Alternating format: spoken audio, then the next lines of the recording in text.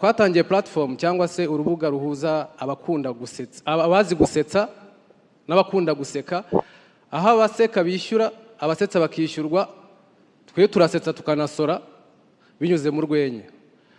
Nyakubahwa Perezida wa Repubulika muri urwo rugendo, iyo ndi gushaka talents cyangwa se abanyempano, njya mu bigo by'amashuri nka creating comedy clubs kugira ngo nibasoza kwiga bazajoining main comedy yitwa Jen's Comedy Show.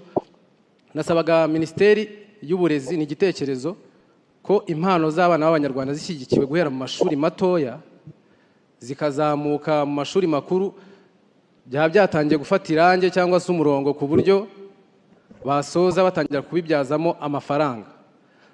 Ndashimira First Lady kuri gahunda ya Rwanda ubuhanzi ko niyo nazamukiyemo birangira mfite iyo platform, na gahunda ya Ministeri y'Urubyiruko ya Art Connect muri Youth Connect bongeyemo mu mpamashyi kuko rwose birakomeye.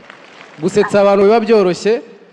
Nyakubahwa Perezida wa Repubulika, ndashimira umujyi wa Kigali muri gahunda z'umujyi natwe turimo. Ubundi tumenyereye ko muri gahunda z'umujyi haba harimo siporo rusange, umuganda rusange, ubu twongeyemo ni seka rusange aho abanyamujyi bahura bagaseka rwose kabiri mu kwezi. Nyakubahwa Perezida wa Repubulika, izo gahunda zose wagiye uzitabira, nashakaga kugutumira muri gahunda y'iseka rusange natwe ukazatugeraho. Murakoze kandi tuzagusetsa ivumbi ritumuke. Merci, urakoze.